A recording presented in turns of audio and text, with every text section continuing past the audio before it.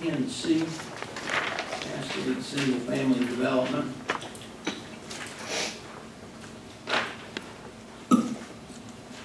Okay. Councilmember 4B also needs to be added. Thank you. Item 4B. Yeah, Mr. Hicks. Go ahead, that's fine. Go ahead.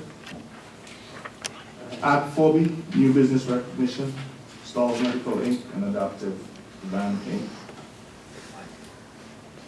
Okay. 4B? B as in boy? Any objections? If no objections, I'll need a motion to approve the amended agenda, please. So move. Mr. McIntyre has made the motion. All in favor? Motion passes unanimously. That brings us to presentations. Agency donation request. Who's taking this one for Common Heart? There is no name. It says Keith Adams. Keith Adams. Keith here.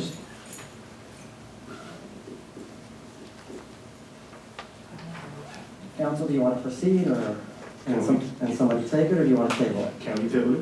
You can table it. No. Council okay with that? Yep. Okay. Brings us to item B, new business recognition, Stalls Medical Inc. and Adaptive Van. Are you here? Yep, that looks like that be tabled too till next time. If you contact them, please. I did reach out today, I was asking for Okay. All right, that brings us to public comments. Thank you for your interest in participating in the Indian Trail public comments portion of today's regular meeting of the Indian Trail Town Council. Please be aware that these meetings are recorded and can be heard by anyone through the internet. Comments are limited to 3 minutes per speaker. You may not give your 3 minutes to another speaker to increase that person's allotted time. Comments are to be directed to the entire council as a whole and not individuals. Citizens will be expected to be civil in their language and presentation and act within reasonable standards of courtesy. We ask the audience as well as the speakers to maintain order and decorum in your conduct throughout the public comment period. That being said, you may not engage in slander, name-calling, personal attacks, or threatening or otherwise aggressive speech or behavior that I or the council reasonably believe will imminently result in a disruption of the meeting. Finally, we ask you a simple favor. If you do have a grievance or concern or complaint relating to a specific town employee, we respectfully request that prior to airing that grievance here during public comments, you first contact the town manager, the town attorney, or one of us on council with your concern. We respect your right to be heard, and we ask you to respect our town employees' right to a fair hearing on your grievance. When I call your name, step up to the microphone, state your name, and your 3 minutes will begin. Gordon Daniels.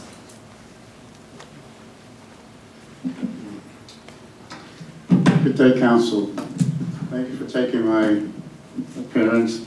I'm here today to talk about, this is election time, and just to commend anyone that's running for election or running for re-election for their seats. It's a very admirable thing that people do to put forward their time to do this. A lot of people don't realize what's involved. I remember one council member told me, boy, you know, it was one thing to run for this seat, and it was a whole bigger job to fill the seat. And therein lies the problem that we've had in the past, is that I think people get caught up in running for the seat, but filling the seat means you gotta do a lot of homework, you gotta do a lot of reading, you gotta be prepared. And I just wish that our community would look to vote for people who are capable and not just someone that they know or someone dated their sister in high school. To give you an example about not knowing what you're doing, I remember my first year in council, we had a council person that's on council today, made a statement to a developer that, well, you know, we could use our bond money that we have for widening the roads. We could take a few dollars of that and we could do this road project. The reason I know, because I was there in the office when this was stated. And that person was on council already 3 years, and I was there a year, and that was a rookie mistake, but it was made by someone with 3 years experience. And I just don't like to see that happening to the town, that people come get elected and say, okay, my job is done. The job just begins. Secondly, I sent an email to all the council members about 2 weeks ago regarding my PIRs, and I said I hope that they would address it at tonight's meeting. I still haven't received not one single document. I had 3 separate items that I requested, and nothing has come forth. Just want to point it out, put it on record, so we'll say, well, it was never addressed. And lastly, at the last time I spoke, it was mentioned by a council member that I was looking for tons and tons of paper, didn't find anything. Well, I never got anything back to find anything, so I think that was an unqualified statement to say that. People in the audience noticed that also, and I'm like, I don't know why that person said that. I'm down to 2 minutes and 30 seconds. I'm ahead of schedule. I just again want to thank the people who are running. It's good that we have a lot of people are going to run this year, and just ask the voters, ask questions. What have you done for me lately? The people who are going to rerun, and the people who are going to run, what do you intend to do for this town? All right, thank you very much. Mayor Fielding?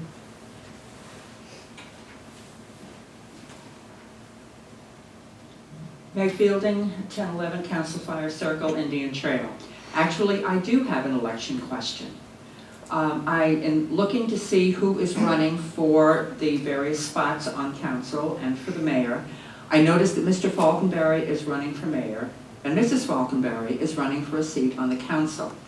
So my question is, should they both win their elections, is it appropriate to have a family member being reporting to another family member? And I was just like to find out if there's anything in the town charter that addresses it, or denies it, or approves it.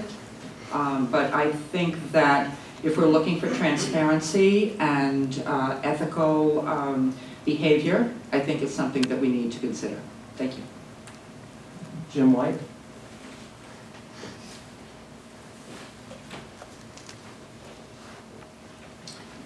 Thank you, Mr. Mayor, Town Council, Town Manager. I'm Jim White, 1815 Green Tree Lane. In our last ABC board meeting, there was a discussion item on the agenda, HB 971, privatization. Out of the discussion came a great suggestion by one of our board members. The board asked me to come before council with the suggestion. The board suggests that either the mayor or an individual council member or the town manager reach out to Union County commissioners to see if they would host a privatization forum with our North Carolina lawmakers, along with all the ABC board members and general managers in Union County, to discuss privatization in North Carolina. As you are aware, the Mecklenburg County Commissioner this month passed a resolution opposing North Carolina privatization. Let me close by saying there is no C in privatization. In the ABC world, C equals control. Thank you. Okay, now for council feedback. Who's first? Mr. McIntyre? Yes, so 2 things I want to address. We had somebody, the very first speaker, spoke about PIRs. And if I were to paraphrase, so it's not the exact words, but I think what was said is that he's not received anything. Based on what we know, I think the scope of this is very wide, if I'm not mistaken, meaning that it's quite a bit of years. So that's not something that can be produced immediately. And I think that request also goes to somebody who has other functions in addition to the PIR. Please confirm for me, but you have responded to let that individual know that you are working on this item, gathering the documents, right? Yes. Okay, so that means that it is something that is expected to be produced within a reasonable amount of time. If the scope can be narrowed, it would speed up the process. Correct. But the scope is very wide. Correct. Okay, so for the record, the town has responded and communicated effectively, letting this individual know that the PRR is being worked on and will present it within a timely manner as the document collection suggests. Thank you very much. So that's for the record.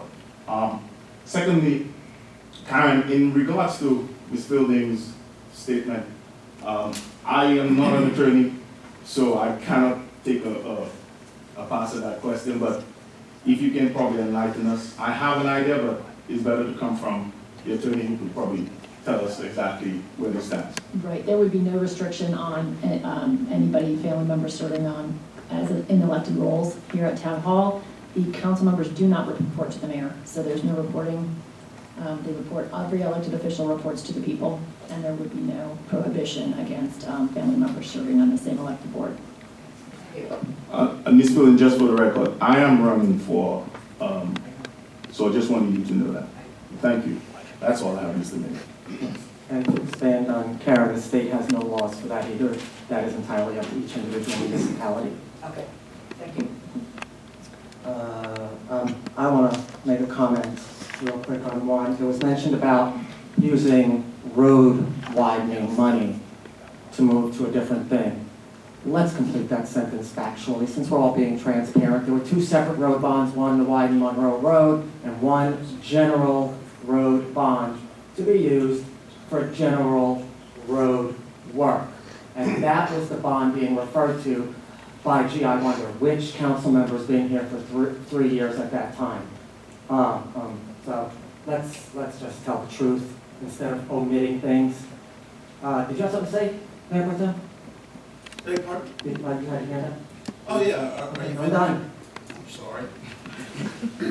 Get me out, call me out of Neverland there for a minute. Hey, I just, also, I wanted to comment on the first speakers. I'm assuming he was talking about myself, and I have no idea what he's talking about. When we had when we voted for the parks, which I was a big part of, and pushed for the parks, we said if any money was left over, it would be for road money. Roads, have absolutely no idea what you're talking about, but could be that's the way you remembered it. But oddly enough, you were talking about the voters, and I've run twice, and I'm not running again.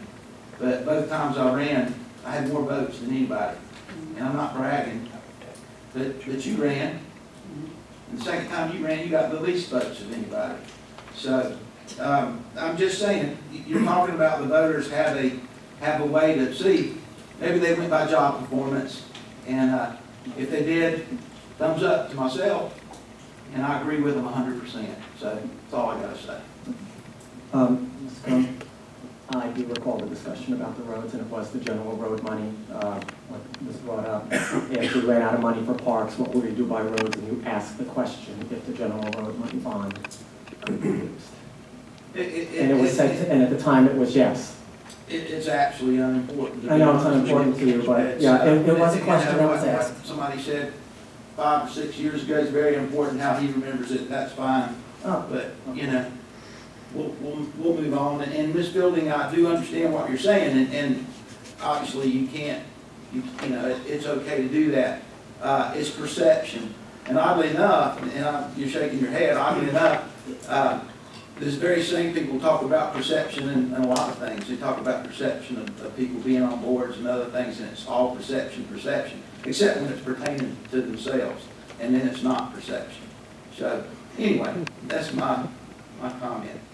Anybody else have a comment? No, we'll move on. Captain Cohn, you get to follow that.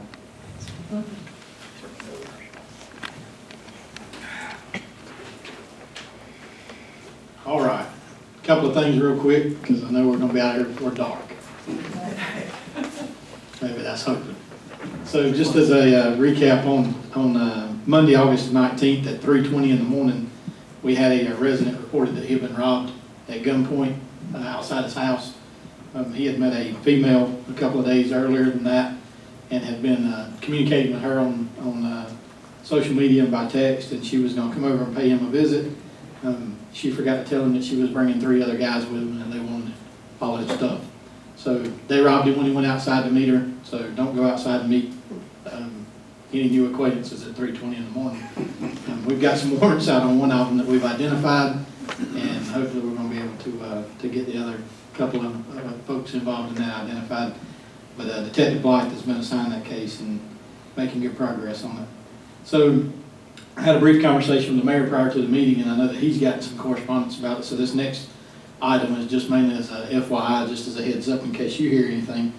Most of you, or some of you, may have already gotten correspondence from it. So Union County Public School Transportation Department has decided the Christmark neighborhood is inaccessible to their buses on some of the secondary roads throughout the neighborhood. So they've moved bus stops. They communicated that to some parents last Thursday at an open house.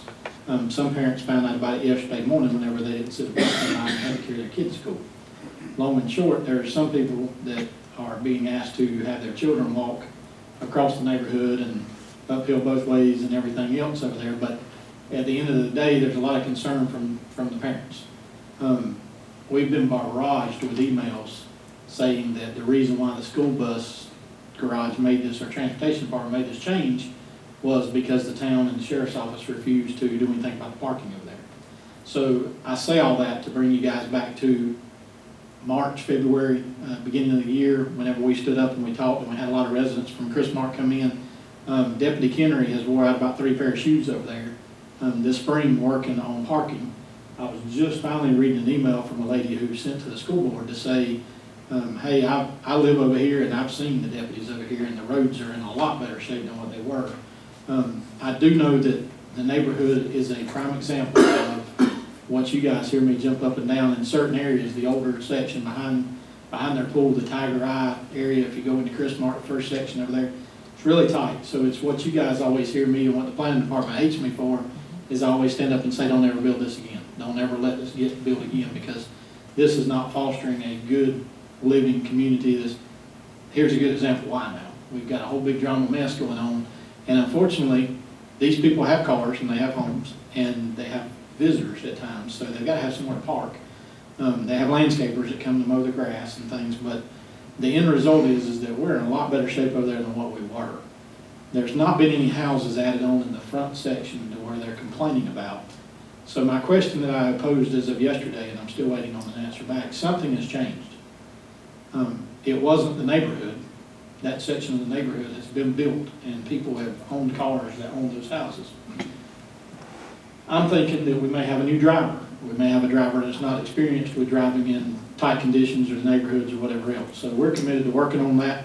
But in case you get any correspondence, just know that it's not been from lack of effort from our part on cleaning up some of the parking over there. At times it's been challenging, because like with any other parking area, we're trying to give everybody their right to use their property and have company and things like that. Have their daughter's boyfriend come over on a Friday night and park and come inside and watch a movie rather than carry your daughter off somewhere. We recognize all those needs. At the same time, if it's impacting somebody else, kind of what my saying has been this week is, a parked car is not a problem until it's a problem for somebody. If Marcus and I live beside each other and he parks his boat in front of my house, I don't care. But if I sell my house and Mr. Hill buys it, he may have a problem with that. It's not a problem. It doesn't require governmental intervention until it's a problem. And at that point, if it's a problem for you, then our expectation is that people pick up the phone and call us, and we go out and try to navigate through that. So just throwing that out there. School traffic patrols, if you're driving around town, we've got extra patrols going on. They're not getting any prizes or big screen TVs off the number of tickets wrote, but we're slowing people down. So just pass it along to everybody that, hey, I'd slow down whenever I'm driving through the school zones. On the back page, I've got a narcotics arrest that took place on the 20th here in town. Multiple counts of traffic and heroin charges on a gentleman that was arrested up here after a foot chase involving some of our narcotics guys. He backed into one of their vehicles trying to flee from them. So those guys have been busy up here. This is obviously just a snapshot to try to cover in a couple of minutes. And the last thing that I wanted to kind of go ahead and throw out there and give a heads up is that we haven't really publicly made it known, but it's one of your guys that came up with this idea up here in town, James Godwin, one of our sergeants, came up with an idea that I really don't know how he sold the sheriff on this, but the sheriff has agreed to it, so we're pretty proud of it. And I want to go ahead and kind of give you guys as a heads up. In the month of November, you're going to be seeing some of our guys in uniform with facial hair. We're going to be doing No Shave November. We're going to allow them to buy a pass for our policy. meaning that they can come to me and pay $30 for a pass, $1 a day, so that they don't have to adhere to shaving while they're in uniform. And all of that money is going to Hometown Heroes. So we've got a lot of other agencies throughout the Union County area, a lot of the police departments, South Piedmont Community College's BLET, their basic law enforcement training program. They piped up and said, hey, we want to be a part of it. So we've set a goal of $3,000 that we're going to try to raise for Hometown Heroes. And any of you that don't remember, Hometown Heroes is the group that was started by a Monroe police officer years ago, helped a lot of kids with terminal illness in this area, strongly supported by law enforcement. Chad Barbie, one of our guys, has run the length of the county back and forth a couple of times raising money for them. Has been on the news for raising money, ran from the sheriff's office one year all the way to Levine's Hospital in downtown.